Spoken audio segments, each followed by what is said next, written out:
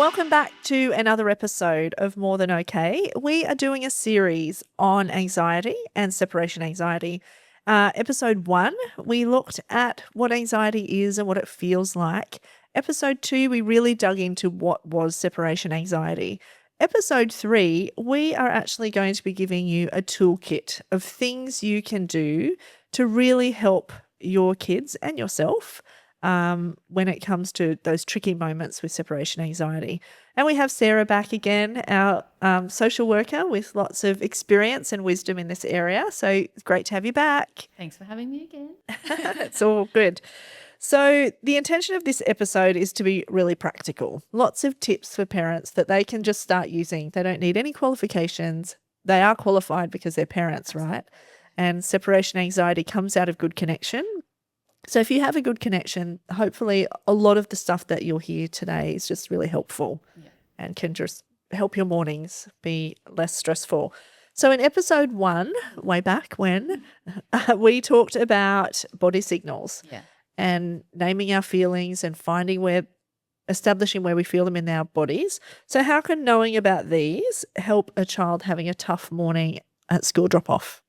I think it's really helpful because if we can help our child understand that some of these body signals, some of these warning signs, some of these, threat responses are happening, it's related more to the worry than versus being actually sick. So if we can teach our children and help them to do that bit of a body scan, okay, where are we feeling it in our bodies? Do we think our brain alarm system is on? Is there anything we're worried about at school today? Yeah. And if we can combat some of those things and practice some of those calming techniques, whether we have a glass of water, whether we practice some deep breathing with them, it might really help make that morning transition a lot easier. So working with body signals, could it also be helpful when kids are in a great mood and having a great day? Can it be helpful for them to identify their feelings and where that is at the same time?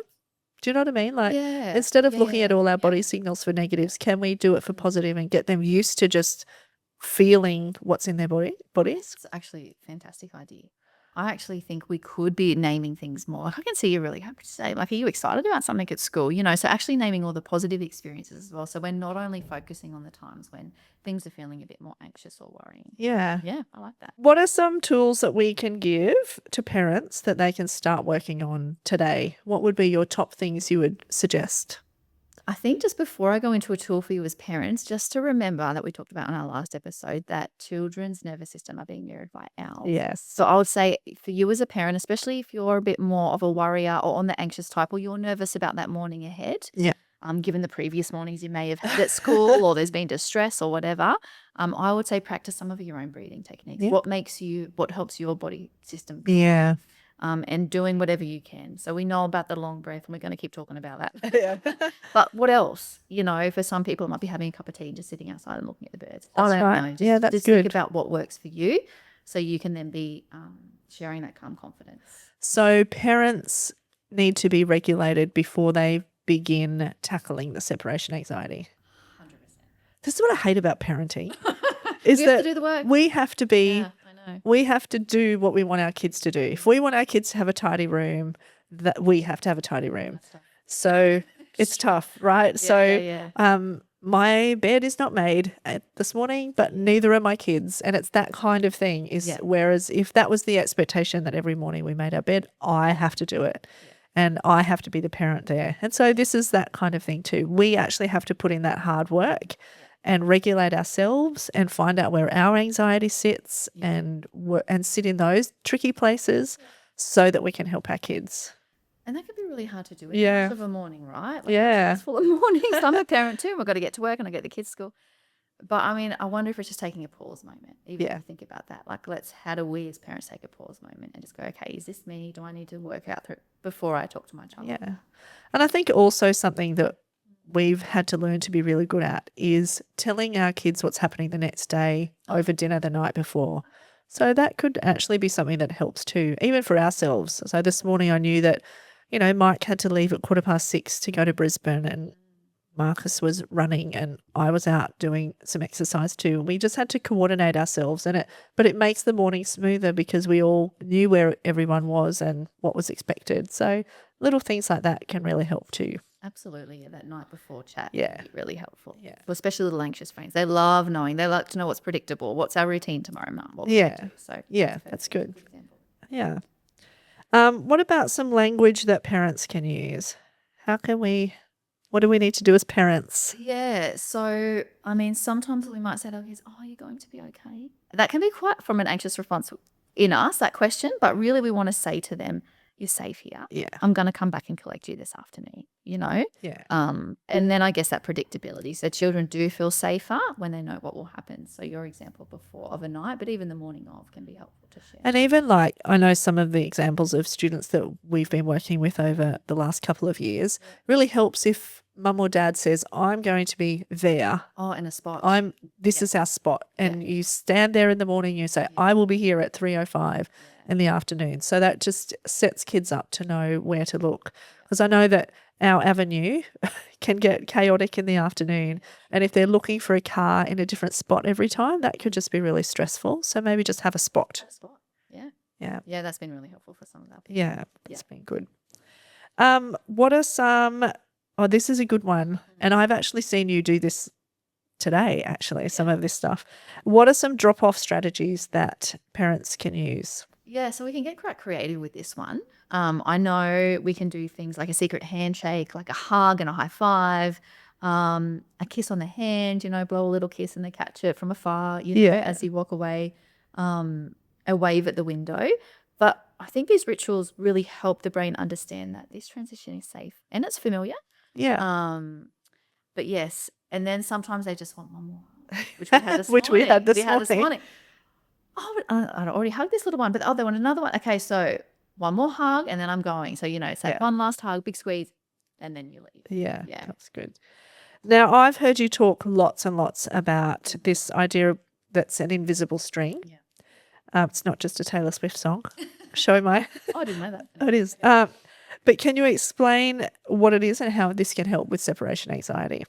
Yeah, so some people, it's actually a really beautiful book for anyone out there who's got the book, or if you don't, it's worth investing in. But really the idea is that every child has this string that's connected to their parents. And so you can get them to draw themselves and this string, but really it's that no matter where they are in the world, if they're in their classroom, if they've gone on a bus on an excursion, that if they tug on that string, they can feel their mum or dad's. Oh, that's really good. Yeah, so it's sort of that idea that the connection's always there, even when we're apart. Yeah, that's really nice. A really nice little visual that you can give to them. Something else that I've seen being used with little ones who are struggling is little objects or transitional objects, as we say in our field, but little things like that can help. So, there's some really cute things.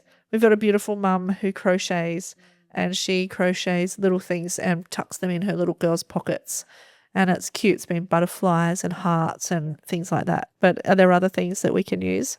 Yeah, and I think just to add on to that too, it's a reminder of mum. Yeah. It's a reminder of home, and that even though I'm not with mum right now, when they feel that, they remember, those warm, happy memories. It could be a little love heart note, so you might not be a crocheter as a parent. Yeah. But you might make a little note that says, I love you, thinking of you, pop it in their lunchbox, put it in their pencil case. Just a little note to know that you're thinking of them. Yeah. High school students. Post-it note in their lunchbox. Absolutely. We've got this today. Yeah. They've got an exam or a speech or.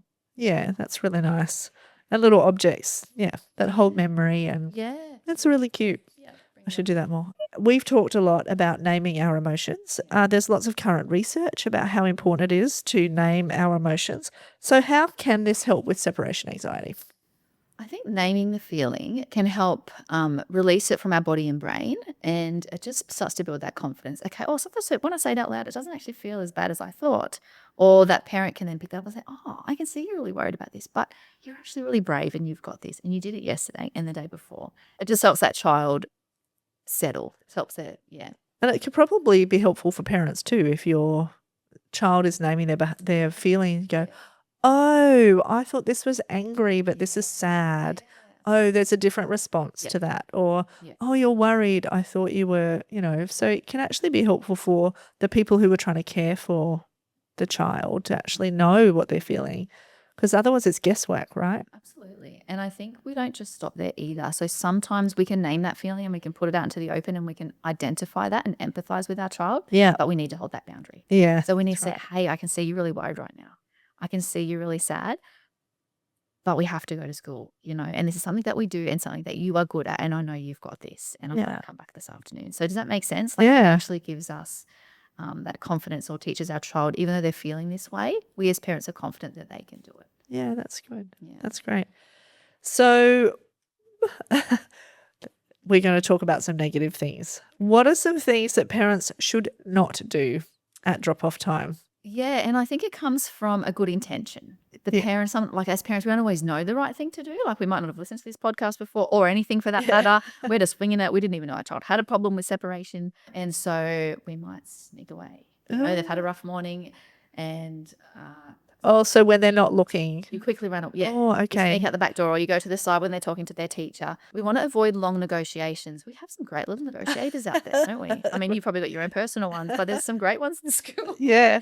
And that's going to serve them well later in life. But right now, this is a non-negotiable. School is a must do. So, we want to sort of limit those negotiations. We've talked about the plan. Remember, you've done it before. Yeah. Either the night before, that morning. We also want to avoid returning multiple times. So coming in and saying goodbye, then walking away, and then coming back. That's Oh, sort you of, forgot your hat. Yeah. We want to really try and avoid that. But particularly that first one, the sneaking away. Yeah. What that can do is a child can lose trust in the process, or the goodbye process. Yeah. So if I turn my back and a parent runs away or sneaks away, they're not sure if that's going to happen again. Yeah. They'd a bit more anxiety, actually. Yeah. Opposite effects. So Yeah, that's good. predictability helps reduce. Yeah, that's good. So there's some things that I've heard parents say at drop-off time. So, but I'm going to assume you have alternatives to this because we hear all sorts of things, Yeah. don't we? So one of the things that a parent might say is, don't cry, you'll be fine. What should we say instead? Well, it's sort of the opposite to what we said before. We're not validating that emotion or naming it. So we could say something like, oh, this feels really hard right now. I can see it's really tricky for you, but your teacher is right there and she's ready to take you into class and you're going to be okay. Yeah, that's good. That's much more positive, right? What about if someone said, if you don't stop crying, I'll leave? Yeah, I mean, you're probably invoking a bit of fear there. So I'm not sure that's the best idea. And you can say, look, I know saying goodbye is pretty hard, and it would be really lovely if we were just home. But right now we're at school and this is what we need to do. I'm going to give you one more hug and then I'm going to leave. Yeah. Something that's good. Yeah. Or this one has a different slant. But this one, what if a parent said to a child, are you going to be okay? Yeah, I think we said something like this earlier, but that actually plants doubt. So you've actually said to that child, you're not sure. You're asking them a question about if they're going to be okay. No, we need to tell them they're going to be okay. Yeah. And to wait in a kind way.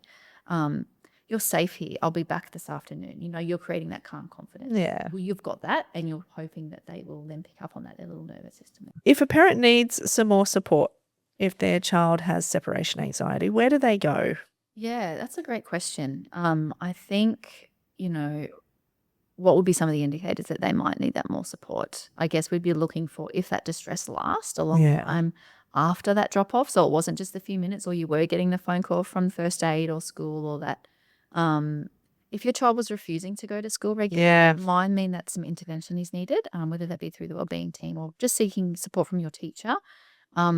If those physical symptoms we've talked about are more frequent and they're happening every day, and that you're seeing a bit of this anxiety or worry worsen over SARS, you might really need to. So I'd say parents talk to your teachers first. Obviously, we've got a team. There's yourself, Belinda, me, and Ellie Radburn, who head up the wellbeing team and support students across the school.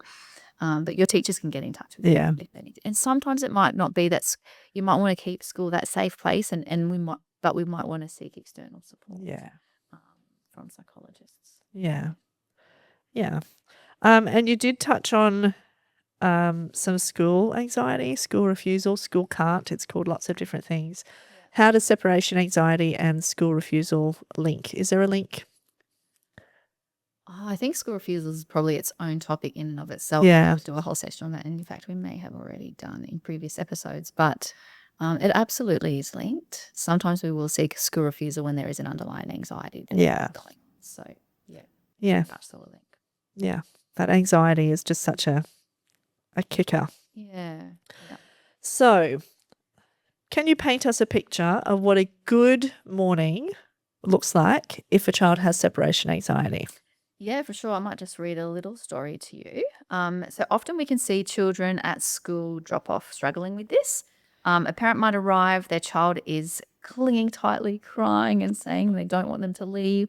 The parent understandably feels torn. This is really tough for us as parents, which we've said. Part of you wants to stay and comfort your child. And another part knows that they need to go, we need to go to work. Like we've got to keep going as well. So what often happens is that goodbye moment, it can become longer and longer because we're all trying to ease that distress, but it's actually increasing it when we linger. But once that parent leaves and the teacher helps that child transition into activity, so they might draw, this is some of the things that we do at school, playing with blocks, seeing a friend within a few minutes, that child's nervous system has settled and they begin engaging with the day.